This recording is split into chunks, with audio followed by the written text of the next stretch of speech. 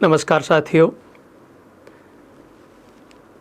REET exam प्रश्न हल करने की निःशुल्क परिचर्चा में आपका पुनः स्वागत है।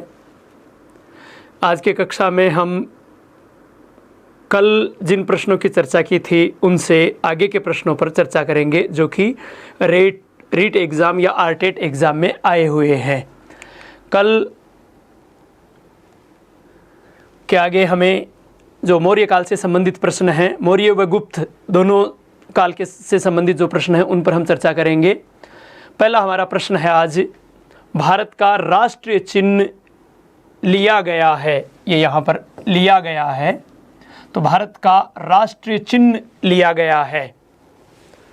ए ऑप्शन है सांची स्तंभ में, बी सारनाथ स्तंभ में, सी इलाहाबाद स्तंभ में और डी लुम्बिनी स्तंभ में। तो विस्तृत चर्चा अभी हम थोड़ी देर बाद में करेंगे, लेकिन फिलहाल हमारे इस प्रश्न का उत्तर है सारनाथ स्तंभ से लिया गया है ये राष्ट्रीय चिन्ह। दूसरा, इसी के आगे जस्ट क्योंकि दोनों प्रश्न एक साथ लेने का उद्देश्य यह है कि दोनों अशोक के स्तंभों में से हैं। ये प्रश्न भी अशोक के स्तंभ से है तो ये भी अशोक स्तंभ से ही है। रामपुरवा का वृषभ शीर्ष वाला अशोक स्तंभ किस राज्य में है? पहले भी चर्चा कर चुके हैं हम कि रामपुरवा बिहार में है। रामपुरवा का से दो हैं, एक लेख विहीन एक लेख युक्त, तो बिहार में है। तो इसके लिए हमें चर्चा थोड़ी अशोक के स्तंभों की चर्चा कर लेते हैं हम। कल हमने चर्चा की थी अशोक के जो स्तंभ लेख हैं, चाहे वो स्तंभ लेख, शिलालेख, गुहा लेख, उनकी। आज हमें पर्टिकुलर चर्चा करनी है अशोक के स्तंभों की। तो अशोक के स्तंभों की चर्चा करें तो पहली बात, अशोक के स्तंभ है तो अशोक को स्तंभ बनाने की प्रेरणा ईरानी सम्राट डेरियस या दारा प्रथम, जो कि ईरान के अहकमनी वंश का था, उससे मिली थी। अशोक के स्तंभ मोस्टली मुख्यतः चुनार के बलुआ पत्थर से निर्मित हैं। फिर ये एकास्मक अर्थात एक ही पत्थर से बने हुए हैं। इनकी औसत ऊंचाई 40 फीट है। ये 30 से लेकर 50 फीट तक के हैं, तो औसत ऊंचाई हो गई इनकी 40 फीट। और इन पर एक विशेष प्रकार की पॉलिश की गई है जो इनके धातु का बना होने का भ्रम पैदा करती है। विशेष प्रकार की पॉलिश है जिसे देखने से ये लगता है कि शायद ये धातु के हो सकते हैं, जबकि है पाषाण स्तंभ। अब अशोक के स्तंभ के प्रमुख भाग क्या क्या हैं? भाग इसको ये नाम की बजाय थोड़ा सा चित्र के हिसाब से, वैसे मैंने चित्र कभी बनाए नहीं हैं क्योंकि जब 5वीं 6वीं क्लास में थे तो केवल मोरे और झंडो 2 चित्र बनाना आता, मैं बनाया, तो बाकी चित्र कभी बनाए नहीं, लेकिन एक डायग्राम इनको समझने के लिए थोड़ा सा ज़रूरी है। तो देखो, इसको इस भाग को बोलते हैं लाट। फिर इस पर ये एक आकृति होगी जिसे हम बोलेंगे अवांगमुखी कमल, और ये इसके ऊपर एक चौकी होगी जिसे बोलते हैं फलक। इस पे जो भी विभिन्न प्रकार के अलंकरण, बेल, बुट्टे, फल, जो भी पत्तियां, फूल इस प्रकार से है, ये भाग तो कहलाएगा लाट या यष्टि। लाट या यष्टि ये भाग है अवांगमुखी कमल या उल्टा कटोरा, क्योंकि उल्टे कटोरे की भांति है ये रखा हुआ इस प्रकार से, तो ये अवांगमुखी कमल या उल्टा कटोरा। और ये भाग है फलक या चौकी, फलक या चौकी। और इस फलक या चौकी पर, क्योंकि अलग अलग स्तंभ पर अलग अलग चीज़ें बनी हुई हैं, जैसे किसी पर केवल पुष्पलता बनी हुई है, किसी पर दाने चुगते हुए हंस बने हुए हैं, तो सारनाथ वाले पर अलग से जैसे चक्र बना हुआ है, फिर इधर पशु बने हुए हैं। कौन कौन से पशु, अभी हम सारनाथ स्तंभ की अलग से चर्चा करेंगे क्योंकि एक प्रश्न ही है हमारा, तो उसके संदर्भ में पूरी चर्चा होगी। और ये जो शीर्ष भाग, इस फलक या चौकी पर शीर्ष भाग है जिस पर अलग अलग पशु बने हुए हैं। शीर्ष भाग पर अलग अलग पशु हैं। कौन से अलग अलग जहाँ से मिले हैं, तो कौन से स्तंभ पर किन पशुओं की आकृतियाँ बनी हुई हैं? जैसे सारनाथ स्तंभ के शीर्ष भाग पर 4 सिंह हैं और सांची वाले शीर्ष भाग पर भी 4 सिंह हैं। सारनाथ उत्तर प्रदेश में है, सांची मध्य प्रदेश में है। तो सारनाथ और सांची के इस शीर्ष भाग पर दोनों पर 4-4 सिंह हैं। ठीक है। फिर लोरिया नंदगढ़ जो बिहार में है, और वैशाली या बसाठ, ये वैशाली नाम है यहाँ पर, वैशाली। तो वैशाली, लोरिया, नंदगढ़ और रामपुरवा। अच्छा, रामपुरवा में दो हैं, एक लेख युक्त, एक लेख विहीन। एक पे वृषभ है, एक पे सिंह है। जो लेख युक्त है उस पर सिंह है, अर्थात लोरिया नंदगढ़ वाले पर एक सिंह, रामपुरवा का जो लेख युक्त है उस पर एक सिंह, और वैशाली या बसाड़ वाला है उस पर एक सिंह बने हुए हैं इस शीर्ष भाग पर। आगे हम चित्र में भी देखेंगे इनको। फिर अच्छा, रामपुरवा वाले याद कैसे रहें कि लेख यानी वृषभ कौन से पे है और सिंह कौन से पे है। तो इसके लिए देखो, लेख विहीन है उस पर वृषभ है, बहुत इजी से याद रहेगा। पहली बात, रामपुरवा वाले में वृषभ, कौन से में, विहीन में। तो देखो रामपुरवा, मैंने इसीलिए पहले ये वृषभ नाम लिखा है, बैल ने लिखे यहाँ पर रामपुरवा, वह पर समाप्त हो रहा है तो वृषभ, और कौन सा, विहीन। जो लेख विहीन है उस पर वृषभ है, और जो लेख युक्त है, ये देखो लेख युक्त उस पर सिंह है। तो विहीन, रामपुरवा, लेख विहीन और वृषभ। तो विहीन पर वृषभ है, तो जो बच गया उस पर क्या है, सिंह है। तो याद करने में ज़्यादा आपकी दिक्कत नहीं रहेगी। इसके अलावा जो संकिसा उत्तर प्रदेश में है वहाँ से हाथी, और रुमंदेई जो कि नेपाल तराई में है वहाँ से घोड़ा। रुमंदेई वाले में ऐसा, हालांकि स्पष्ट नहीं है ये, लेकिन फिर भी अगर ऑप्शन में ऐसा आता है तो घोड़ा। लोर या अर्राज वाला शीर्ष विहीन है, लेकिन आरपी चंद्रा के अनुसार इस पर गरुड़ की आकृति बनी हुई थी। तो अगर ये बात आए कभी मिलाने वाला गरुड़ ऑप्शन में आए तब आपको लोरिया अर्राज याद रखना है। बाकी लोरिया अर्राज शीर्ष विहीन है, अर्थात उस पर वो ऊपर की पशुआकृति नहीं है। तो हमारे प्रश्नों में राष्ट्रीय प्रतीक सारनाथ स्तंभ से लिया गया है, और ये जो रामपुरवा वो बिहार में है, पहले भी चर्चा कर चुके थे। अब इस सारनाथ स्तंभ के संदर्भ में हम चर्चा करें, जो कि राष्ट्रीय प्रतीक है, हमारा राष्ट्रीय चिन्ह है, जिसे 26 जनवरी 1950 को राष्ट्रीय चिन्ह, प्रतीक चिन्ह के रूप में स्वीकार किया गया था। पहली बात, इसको थोड़ा सा गौर से देख लो। ये सारनाथ स्तंभ है पूरा, ये इस पर शीर्ष भाग पर हमने चर्चा की थी, शीर्ष भाग पर किसी न किसी पशु की आकृति है। तो सांची और सारनाथ पर चार चार सिंह हैं, तो ये सारनाथ वाला है, तो इस पर चार सिंह हैं, ये चार सिंह। ये भाग है, ये तो है फलक या चौकी, ये भाग अवांगमुखी कमल, ये शीर्ष आकृति पशु आकृति, तो इस पर चार सिंह हैं। अब ये देखो, इस पे यहाँ सांची वाले पर तो अलग आकृति है, उस पर हम चर्चा करेंगे कि दाना चुगते हंस, यहाँ पर फलक भाग पर, जबकि इस पर हाथी, घोड़ा और बैल और सिंह ये बने हुए हैं इस पर, यहाँ पर इस चौकी पर। वो दो उधर रह गए उस साइड में पशु, तो ये इस पर चार पशु हैं इसकी चौकी पर, बाकी पर किसी पर एक एक सिंह है, सॉरी इस पर तो अलग अलग पुष्पलता है जो भी, ठीक है। और ये ऊपर 32 तिलियों का चक्र था, 32 तिलियों का यहाँ ऊपर था। ये एक इमेजिन बाद में बनाया गया है, क्योंकि ये तो जो अवस्था में, टूटी हुई अवस्था में मिला था, इसमें 32 तिलियाँ हैं। ध्यान रखना, जो सारनाथ स्तंभ के शीर्ष पर जो चक्र है, इस शीर्ष भाग के ऊपर पशुआकृति पर चक्र है, उसमें तो हैं 32 तिलियाँ, जबकि फलक या चौकी में जो चक्र है उसमें है 24 तिलियाँ। इसमें तो है 24 तिलियाँ, जबकि इसमें है 32 तिलियाँ, ये ध्यान रखना। और ये 24 तिलियाँ, यही हमारे राष्ट्रीय ध्वज में 24 तिलियाँ हैं, ये चक्र है 24 तिलियों वाला, ठीक है। अब ये भी ध्यान रखना है कि ये शक्ति का प्रतीक, ये अशोक की शक्ति, सूर्य का प्रतीक चारों दिशाओं में कि अशोक की शक्ति फैली हुई है, और ऊपर ये महाधर्म की शक्ति पर धर्म की विजय का प्रतीक है। और ये चारों पशु भी अलग अलग, जैसे हाथी महात्मा बुद्ध के गर्भ में आने का प्रतीक, बैल उनके जन्म का प्रतीक, घोड़ा उनके गृह त्याग का प्रतीक, सिंह उनके ज्ञान का या स्वयं महात्मा बुद्ध का प्रतीक। इस प्रकार से ये प्रतीक भी हैं, ठीक है।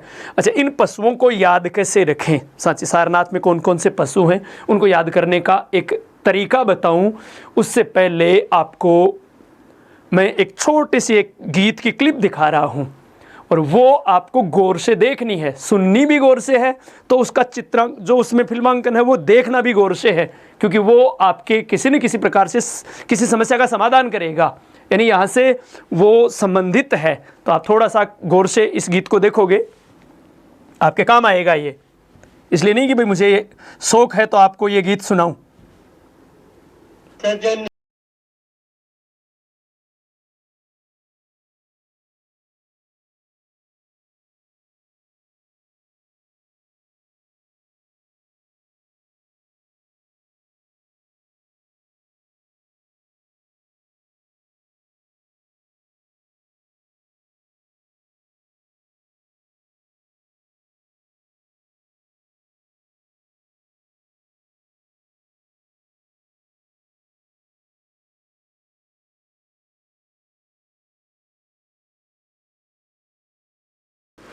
आपने उम्मीद करता हूं गौर से सुना होगा और गौर से देखा होगा इसको। दो शब्दों पर अगर गौर किया होगा, पहले कि सजन रे झूठ मत बोलो खुदा के पास जाना है, ना हाथी है ना घोड़ा है, ना हाथी है, सॉरी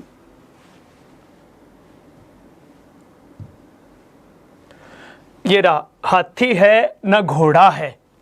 और बैठे किस में थे वो? बैलगाड़ी में बैठे थे। हाथी घोड़े का नाम ले रहा है, बैलगाड़ी में वो बैठे थे। तो तीन चीज आ गई। जाना कहाँ है? खुदा के पास। तो अगर शेर की मर्जी हो गई तो बहुत जल्दी पहुंच सकते हैं ये तीनों के तीनों खुदा के पास। तो मैंने ये याद, जब क्योंकि गीत सुनने का शौक था, ये गीत देखा सुना और ये उसी दौरान ये पाठ में पढ़ने को मिला, तो पूरी चीजें उसमें ये आ गई, हाथी घोड़ा। और हमें चिन्ह में दिखाई भी दे रहे हैं क्रम से, हाथी घोड़ा, ये भी यानी एक दोनों साथ में ही हैं। तो इनका क्रम भी हमारे लिए काम करेगा, ये इनका तो दोनों का, कि हाथी और घोड़ा स्पष्ट तो दिखाई दे रहे हैं। तो गीत में बोल रहा है कि ना हाथी है ना घोड़ा है, और बैठे किस में है? बैलगाड़ी में बैठे हैं। तो ये तीन चीज़ याद हो गए। अब एक अलग से याद हमें क्या करना है? सिंह याद करना है। तो शायद मेरे ख्याल से ज़्यादा दिक्कत इसमें नहीं रहेगी। ठीक है, अब आगे हम जो भी स्तंभ हैं, ये सांची का स्तंभ, इसमें भी 4 सिंह हैं। सारनाथ में भी 4 सिंह थे, सांची वाले में भी 4 सिंह हैं, लेकिन इसमें देखो सारनाथ वाला सर्व आपको देखने से कि वो एकदम जीवंत लगता है सारनाथ वाला।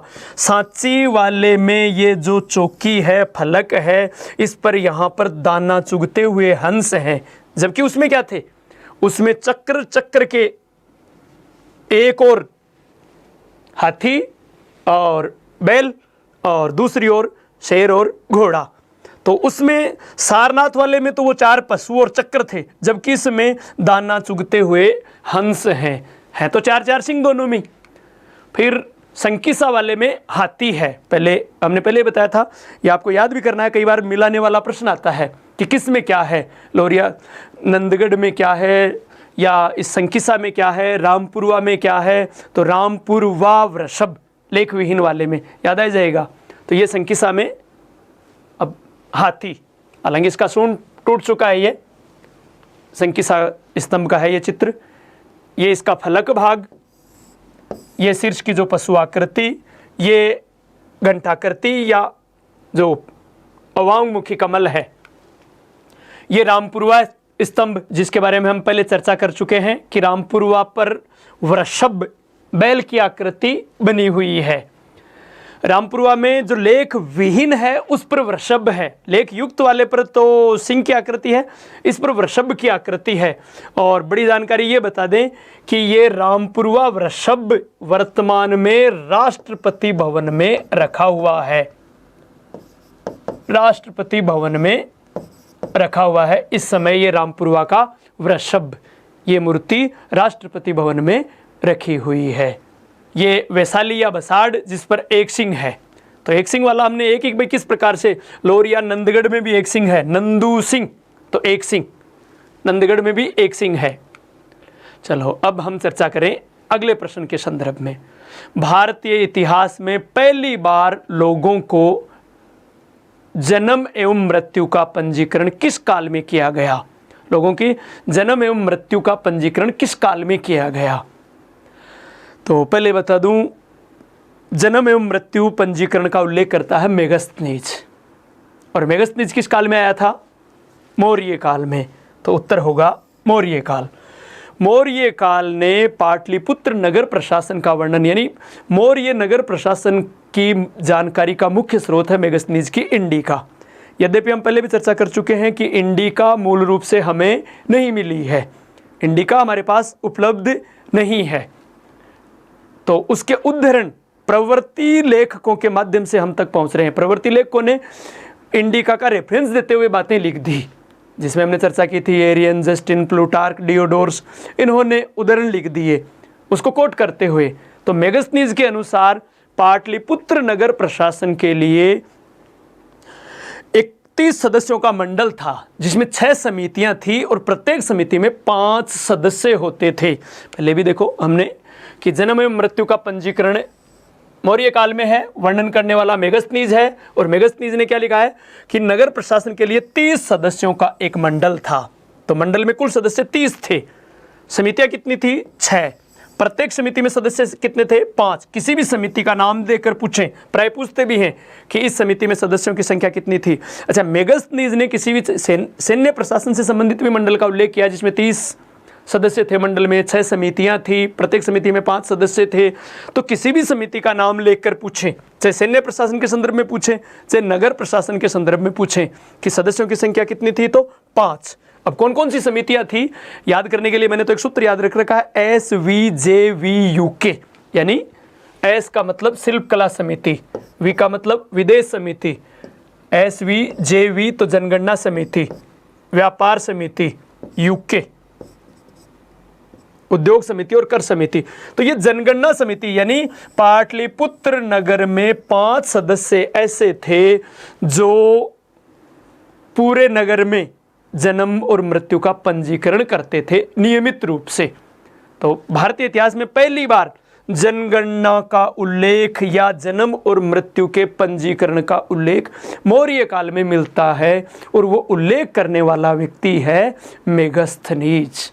ठीक है, चलो अगला प्रश्न है अपना, भारतीय इतिहास में श्रेण्य युग क्लासिकल एज या क्लासिकल एरा किस काल के लिए प्रयुक्त हुआ है?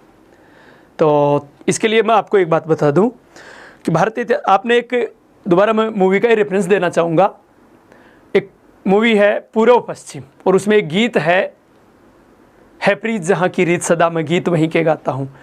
उसमें जितना भी वर्णन, आप थोड़ा सुनना उस गीत को जाकर, उसमें जितना भी वर्णन है वो पूरा का पूरा गुप्त काल का है कि देता न दशमलव भारत तो चांद पे जाना मुश्किल था, या सुनने दिया मेरे भारत ने, या नदियों को माता कह के बुलाया जाता। ये परंपरा भी माता कहने वाली गुप्त काल में ही पड़ी थी। शून्य, दशमलव, ये सब बहुत ज़्यादा, यानी कला के क्षेत्र में, साहित्य के क्षेत्र में, विज्ञान के क्षेत्र में और राजनीतिक क्षेत्र में, प्रत्येक क्षेत्र में चहुमुखी विकास होने के कारण गुप्त काल को भारतीय इतिहास का श्रेण्य युग, स्वर्ण युग, पेराक्लीज युग आदि विभिन्न नामों से जाना जाता है। तो ये गुप्त काल के लिए प्रयुक्त हुआ है, और श्रेण्य युग की संज्ञा दी इसे R.C. मजूमदार ने, जबकि स्वर्ण युग कहा K.M. मुंशी ने, और स्टुअर्ट काल, इंग्लैंड का जो स्टुअर्ट राजवंश है, क्योंकि उसमें भी इंग्लैंड में चहुमुखी विकास हुआ, तो उससे तुलना की थी स्मिथ ने। तो आप देख लो इसमें कि श्रेण्य युग कहा है R.C. मजूमदार ने, स्वर्ण युग कहा है, श्रेण्य स्वर्ण अलग अलग है, श्रेण्य R.C. मजूमदार, और स्वर्ण युग ये क्लासिकल एरा है, ये गोल्डन एज है। तो गोल्डन एज K.M. मुंशी ने, और पेराक्लीज यूनान का एक शासक था पेराक्लीज, जिसके काल में यूनानी सभ्यता में बहुत ज़्यादा विकास हुआ था, तो उससे तुलना की है L.D. बॉर्नेट ने कि ठीक उसी प्रकार से जैसे यूनान के इतिहास में पेराक्लीज का युग है, और वैसे ही भारतीय इतिहास में गुप्त काल युग है L.D. बॉर्नेट, और स्टुअर्ट काल या एलिजाबेथ काल कि एलिजाबेथ जैसा विकास यहाँ पर हुआ। तो ये मानना है V.A. स्मिथ का, याद भी हो जाएगा, स्मिथ स्टुअर्ट। और ओ मान लो कि मुंशी जी ही सोनू तोलबाव काम कर रहे हैं, पहले वही करता काम, तो मुंशी जी सोनू तोल रहे ही, तो याद करने में ज़्यादा शायद मेरे ख्याल से दिक्कत नहीं रहेगी। किन उपागमों के कारण? राजनीतिक एकता। भारत में सबसे पहले राजनीतिक एकता स्थापित की थी चंद्रगुप्त मौर्य ने। चंद्रगुप्त मौर्य या मौर्य वंश के पतन के बाद फिर भारतीय साम्राज्य छिन्न भिन्न हो गया, तो उसे वापस एक राजनीतिक रूप इकाई के रूप में कार्य यानी देने का कार्य किया समुद्रगुप्त ने। तो गुप्त काल में पुनः एकता स्थापित हुई।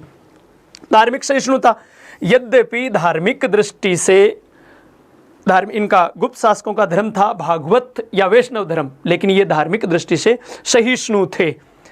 जैसे वीरसेन शैव धर्मावलंबी था, जो कि चंद्रगुप्त विक्रमादित्य का संधि विग्राहक था। आम्रकारदव बौद्ध धर्मावलंबी था, जो कि चंद्रगुप्त का सैन्य विभाग का प्रमुख था। कुमारगुप्त ने नालंदा विश्वविद्यालय की स्थापना ही की थी। तो कहने का तात्पर्य बाकी धर्मों के प्रति भी सहिष्णु थे। फिर कला और साहित्य के क्षेत्र में विकास। कला के क्षेत्र में तो आपको पता है, वास्तु या स्थापत्य कला के क्षेत्र में भारत में मंदिरों का निर्माण सबसे पहले गुप्त काल में ही माना जाता है। भारत में मंदिरों का निर्माण सबसे पहले गुप्त काल में ही माना जाता है। साहित्य के क्षेत्र में तो यह साहित्य है, साहित्य कर लेना इसको। साहित्य के क्षेत्र में गुप्त काल, कालिदास, अमर सिंह, जो भी बहुत ज़्यादा नाम है, यहाँ पर हम चर्चा भी करेंगे आगे इनके संदर्भ में। तो साहित्य का विकास। विज्ञान के क्षेत्र में जैसे मेहरौली का लौह स्तंभ है, जिस पर कि पुलिस कि आज तक जंग नहीं लगा। आर्यभट्ट जैसे गणितज्ञ थे, तो विज्ञान के क्षेत्र में भी काफ़ी उन्नति। आर्थिक क्षेत्र में भी समृद्ध था। आपको पता है भारत में सर्वाधिक सोने के सिक्के गुप्त काल में ही मिलते हैं। गुप्त शासकों ने ही चलाए थे, और सौभाग्य से अपने राजस्थान में गुप्त शासकों के सर्वाधिक सिक्के राजस्थान बयाना में ही हैं, जो कि कुमारगुप्त से संबंधित हैं ज़्यादा। लेकिन हाँ, एक बात ध्यान रखना, आर्थिक विकास तो हुआ, लेकिन अंतर्राष्ट्रीय व्यापार में गुप्त काल में गिरावट आई थी, क्योंकि गुप्त काल से पूर्व भारत का जो व्यापार था वो रोमन साम्राज्य के साथ था, और पूर्वी रोमन साम्राज्य का पतन हो गया हुणों के आक्रमण के कारण। तो परिणामतः है गुप्त काल में अंतर्राष्ट्रीय व्यापार में अवनति हुई थी, लेकिन बाकी सभी क्षेत्रों में चहुमुखी विकास हुआ। उस कारण से इसे श्रेणी युग, स्वर्ण युग, पेराक्लीज युग या स्टुअर्ट काल कहा गया है। अब हम आगे के प्रश्नों की चर्चा करें। आगे प्रश्न है, लोग घरों में ताला नहीं लगाते थे, फाहियान ने किस शासक के बारे में ऐसा लिखा है? तो फाहियान किसके काल में भारत आया था? अब आगे हम चर्चा भी इसको थोड़ा सा, पहले ये बता दूं, ये देखो दोनों के दोनों खतन फाहियान के हैं। इसमें फाहियान का नाम नहीं लिखा है, सिर्फ चीनी यात्री लिखा है, तो ये, लेकिन ये फाहियान का कथन है। दोनों कथन फाहियान के हैं, एक में नाम भी लिख दिया फाहियान का। और फाहियान चंद्रगुप्त विक्रमादित्य के काल में आया था, तो दोनों में ही उत्तर होगा चंद्रगुप्त विक्रमादित्य। पहला प्रश्न है, लोग घरों में ताला नहीं लगाते थे, फाहियान ने किस शासक के संदर्भ में कहा? तो किसके संदर्भ में? चंद्रगुप्त विक्रमादित्य या चंद्रगुप्त द्वितीय। चंद्रगुप्त द्वितीय ही चंद्रगुप्त विक्रमादित्य है, तो चंद्रगुप्त विक्रमादित्य के संदर्भ में। और दूसरा प्रश्न है, कर्मचारी वेतनभोगी हैं जबकि किसान राजा की भूमि जोतते हैं, चीनी यात्री का कथन किस शासक के संदर्भ में कहा गया है? तो ये फाहियान का कथन है, और फाहियान किसके काल में आया? चंद्रगुप्त द्वितीय के काल में। हालांकि फाहियान ने अपनी पुस्तक फाकवोकी में कहीं पर भी राजा के नाम का उल्लेख या चंद्रगुप्त द्वितीय के नाम का उल्लेख नहीं किया है, लेकिन वो चंद्रगुप्त के काल में भारत में आया था, चंद्रगुप्त द्वितीय के काल में। तो हम थोड़ा सा फाहियान के संदर्भ में चर्चा ही कर लें। चर्चा में देखो क्या क्या कथन कहे हैं, वो कथन तो हैं। जैसे पहली बात, यहाँ के लोग बहुत सुखी हैं, यहाँ के लोगों को मकान का पंजीकरण नहीं करवाना पड़ता। इसका मतलब चीन में पंजीकरण करवाना पड़ता होगा, तो वो ये कह रहा है कि यहाँ के लोगों को मकान का पंजीकरण नहीं करवाना पड़ता। ना ही यहाँ के लोगों को न्यायालयों के समक्ष उपस्थित होना पड़ता, कि न्यायालय के समक्ष उपस्थित होने की नौबत ही नहीं आती, क्योंकि भाई ये विवाद या इस प्रकार से झगड़े इनमें जाते ही नहीं थे। यहाँ के लोग घरों में ताला भी नहीं लगाते थे, इसका मतलब चोरी नहीं होती थी। इसका सीधा सा मानना है कि भारतीय चोरी नहीं करते थे। और दूसरी एक बड़ी बात कि कोई मांस मदिरा का सेवन नहीं करता था। हालांकि चांडाल अपवाद स्वरूप ये कह रहा है कि चांडाल को छोड़कर बाकी कोई मांस मदिरा का सेवन नहीं करता था। लोग सरकारी भूमि पर खेती करते थे, ये बात पहले अपने कथन में भी आई है कि कर्मचारियों को नगद वेतन दिया जाता था और लोग हैं वो सरकारी, जबकि हवेन संघ तो क्या लिखता है कि कर्मचारियों को भूभाग दे दिए जाते थे। इसका मतलब हवेन संघ नहीं, क्योंकि वहां नाम नहीं। ये देखो एक बार थोड़ा सा प्रश्न को समझो कि ये क्या कह रहा है, कर्मचारी वेतनभोगी हैं जबकि किसान राजा की भूमि पर, यानी जो राजा की भूमि जोतते हैं। तो ये तो कह रहा है कर्मचारी वेतनभोगी हैं तो इनको वेतन दिया जाता है, कि नाम नहीं है, लेकिन ये स्पष्ट, क्योंकि हवेन सांग वाले का दोनों में से किसी एक के कथन का पता चल जाएगा तो हमारे पास अपने आप ही उत्तर मिल जाएगा। एक तो ये कह रहा है कि कर्मचारियों को वेतन के बदले में भूमि दी जाती है, कि वो भूमि पर अधिकार है, उनका भूभाग दिया जाता है। एक कह रहा है वेतनभोगी हैं, उनको नगद वेतन दिया जाता है। तो इस क्रम में कि लोग सरकारी भूमि पर खेती करते थे और उनको ये राज कर्मचारी वेतनिक होते थे और यहाँ मृत्युदंड नहीं दिया जाता था। ये बात भी बड़ी बात है, मृत्युदंड नहीं दिया जाता था, हालांकि बार बार अपराध करने पर दाहिना हाथ काट दिया जाता था। फिर एक बड़ा मगध के संदर्भ में फाइयान का कथन है, यदि मुझे बौद्ध के रूप में जन्म लेना पड़ा, तो यानी अगर कभी मुझे बौद्ध के रूप में जन्म लेना पड़ा तो मैं मगध में जन्म लेना चाहूँगा। तो ये फाइयान का कथन है। अब हम इन दोनों के संदर्भ थोड़ी सी, क्योंकि ये प्रसिद्ध यात्री है अपने सिलेबस में हैं, तो इनके संदर्भ में थोड़ा सा आप देख लो पहले कि फाइयान और ह्वेनसांग या युवानच्वांग, इनके क्रम में ये भारत में आया 399 और ये रहा 414 ईस्वी तक, ठीक है। और ये आया 329 ईस्वी में और ये रहा सॉरी मैंने थोड़ा सा गड़बड़ कर दिया, 629 ईस्वी में और 644 ईस्वी तक, ठीक है। अच्छा, इनमें दोनों ही 15-15 वर्ष हैं।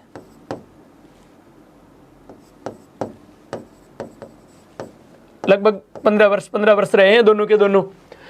अब कौन किसके काल में आया, तो इनमें देखो एक हर्ष के काल में आया और एक चंद्रगुप्त विक्रमादित्य के काल में या चंद्रगुप्त द्वितीय के काल में।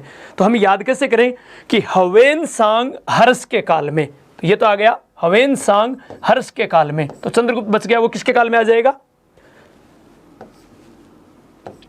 ये फाइयान किसके काल में आ जाएगा, चंद्रगुप्त के काल में, चंद्रगुप्त द्वितीय के काल में, ठीक है। अब दोनों ने पुस्तक, एक ने लिखी सीयू की, एक ने फाकवो की। अब आपको याद करने की, देखो ये फ्रीक्वेंसी वाला नियम इतिहास में बहुत जगह काम कर रहा है कि हर्ष ह्वेनसांग, तो अब फाकवो की फाइयान, तो फाइयान ने फाकवो की लिख दी, फाकवो की,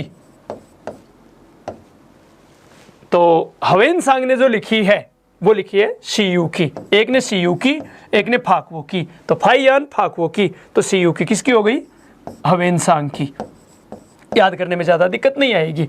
फिर देखो दोनों 15-15 वर्ष हैं, तो याद कैसे करें कि ये 399 इसके आने का काल है, तो इसमें 15 जोड़ देंगे, और ये 644 इसके जाने का काल है, 644, तो इसमें से 15 घटा देंगे, तो ये आ जाएगा।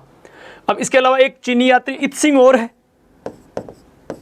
जो कि 672 में आया था, 672-73 ईस्वी में आया था, 673 ईस्वी में कर लो।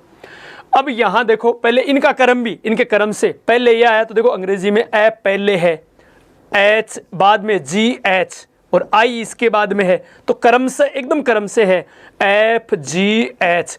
फिर इनमें तो एच आई जी है नहीं यहाँ पर, यानी बीच में अंतर आ गया, तो ये देखो काल भी, इन दोनों में अंतर ज़्यादा है, इनमें अंतर नहीं है तो इनमें अंतर कम है, इन अक्षरों में भी अंतर कम है, इनमें ज़्यादा आ गया बीच में, तो ये ज़्यादा अंतर है, और ये देखो लगभग समकालीन से आ गए, थोड़ा बाद में आ गया ये। अच्छा एक बात ध्यान रखना, इत्सिंग जलीय मार्ग से आया था, जबकि ये दोनों स्थलीय मार्ग से आए थे, ये दोनों स्थलीय मार्ग से। फिर दूसरी बात याद ये रखना कि फाइयान और इत्सिंग ने केवल उत्तरी भारत, जबकि ह्वेनसांग ने लगभग संपूर्ण भारत में भ्रमण किया था। इसने केवल ये दोनों इत्सिंग और फाइयान की, ये प्रश्न आया हुआ भी है एग्जाम में कि इसके संदर्भ में कौन सा कथन सही है, तो उसमें प्रश्न ये था कि इसने पूरे भारत का भ्रमण किया, जबकि पूरे का नहीं करके इन दोनों ने केवल उत्तरी भारत में, और ह्वेनसांग ने लगभग संपूर्ण भारत, केवल सुदूर दक्षिण को छोड़कर बाकी लगभग पूरे भारत का भ्रमण किया ह्वेनसांग ने। इत्सिंग जलीय मार्ग से आया है, जबकि ये दोनों स्थलीय मार्ग से आए हैं, ठीक है। ये रही इस फाइयान के संदर्भ में परिचर्चा। अब हमारा अगला प्रश्न, कौन चंद्रगुप्त द्वितीय की राजसभा में एक नवरत्न नहीं था, तो नवरत्न नहीं था, शायद मेरे ख्याल से नाम देखने से पता चल जाएगा कि इसका पहले चर्चा कर चुके हैं कि ये एक चीनी यात्री था और उसके दरबार में केवल आया था, तो नवरत्नों में ये शामिल नहीं था। नवरत्न कालिदास, धन्वंतरी, वराहमिहिर है ही अपने पास। ये देखो कालिदास जो नवरत्नों में सबसे प्रमुख था, और कालिदास ने ही नवरत्नों की सूची दी है। और भारतीय इतिहास में सबसे पहले नवरत्न चंद्रगुप्त विक्रमादित्य, नवरत्नों का उल्लेख है वो चंद्रगुप्त विक्रमादित्य के दरबार में ही मिलता है। तो कालिदास कवि और नाटक था, और नवरत्नों में सबसे प्रमुख था। घटकरपर कवि व कूटनीतिज्ञ है। अच्छा, ये दोनों कवि हैं। ध्यान ये रखना है कि ये तो है उपमा अलंकार का सिद्धस्त, जबकि ये है यमक अलंकार का सिद्धस्त। ये माना जाता है कि उपमा अलंकार में कालिदास का कोई सानी नहीं था, तो यमक अलंकार में घटकरपर का कोई सानी नहीं था। अमर सिंह व्याकरणाचार्य था जिसने अमरकोश की रचना की थी, और धन्वंतरी आयुर्वेदाचार्य राजवेद्य था। वराहमिहिर ज्योतिषाचार्य खगोल विज्ञानी था जिसने कि पंच सिद्धांतिका, वृहद जातक, वृहद संहिता, लघु जातक इन पुस्तकों की रचना की थी। अच्छा, वररुचि भी कवि भी है, व्याकरणाचार्य भी है। तो व्याकरणाचार्य दो हो गए, एक अमर सिंह और एक वररुचि। वेताल भट्ट, आपने कहानियां सुनी होगी विक्रम बेताल, तो वो कहानियों वाला विक्रम बेताल, तो वेताल भट्ट। विक्रम यानी चंद्रगुप्त द्वितीय राजा। क्षपणक फलित ज्योतिष का विद्वान था। वैसे ज्योतिषाचार्य तो कौन है? वराहमिहिर। लेकिन अगर प्रश्न ये पूछे कि फलित ज्योतिष का विद्वान चंद्रगुप्त के दरबार में कौन था, तो वो क्षपणक था। ये फलित ज्योतिष का विद्वान था। और शंकु वास्तुकार, याद भी इसी से हो जाएगा। देखो शंकु वास्तुकार, शंकु बेलन ये वास्तु में ही आते हैं, तो ये वास्तुकार था। अच्छा, इनको देखो मैंने तो कैसे याद कर रखा है नोको, कि मैंने इस प्रकार से ये नाम याद कर लिया, कालीघटा और अमर धन, कि धन अमर है। कौन सा? ये आयुर्वेद का और व्याकरण का जो धन है वो अमर है, तो अमर धन। फिर वर दो बार नाम है, तो आप चाहे तो दो बार बोल सकते हो, चाहे वर वेताल। वर दो, एक वर का मतलब वराहमिहिर, एक वर का मतलब वररुचि, और वर वेताल, यानी इस प्रकार से आप नाम याद रख सकते हो। एक कालीघटा, एक अमर धन, एक वर वेताल, और इसको मैंने क्षप को क्या कर लिया, मैंने शीप, क्षपने करके शीप, क्योंकि सीप से शंख बनता है, तो सीप शंख, ये मैंने थोड़ा सा अपने आप कि याद रह जाए, तो इस रूप में आप इनको याद कर सकते हैं। अब हमारा अगला प्रश्न है, गुप्त काल में सुदूर पश्चिम में प्रसिद्ध व्यापारिक केंद्र था। सुदूर पश्चिम में, तो यहां देखो पहली बात विदिशा, मध्य, पहले इनको एक बार मैप में समझ लो। पहले तो ऑप्शन में कौन कौन से हैं? विदिशा, पुरुषपुर, अहिछत्रपुर और पैठन। कि सुदूर पश्चिम में व्यापारिक केंद्र कौन था? तो देखो ये गुप्त साम्राज्य में नहीं था ऐसा माना जाता है। तो अब ये बच्चे, तो इनमें पश्चिम में कौन सा आ गया? पैठन प्रतिष्ठान। सुदूर पश्चिम में, तो सुदूर पश्चिम में ये पैठान होगा। ये विदिशा तो बीच में मध्य प्रदेश में है ही। अहिछत्रपुर जो कि पांचाल की राजधानी भी था महाजनपद काल में, उत्तरी पांचाल की, दक्षिण की तो कांपिल्य था, तो ये उत्तर प्रदेश में है। और पैठन या प्रतिष्ठान पश्चिम में महत्वपूर्ण व्यापारिक केंद्र था। पुरुषपुर कनिष्क के समय था, उसकी राजधानी भी थी, जो कि पाकिस्तान पेशावर में है। ठीक है, तो बस आज की परिचर्चा हम इतनी करेंगे। शेष परिचर्चा अगले अंक में। जय हिंद, जय भारत।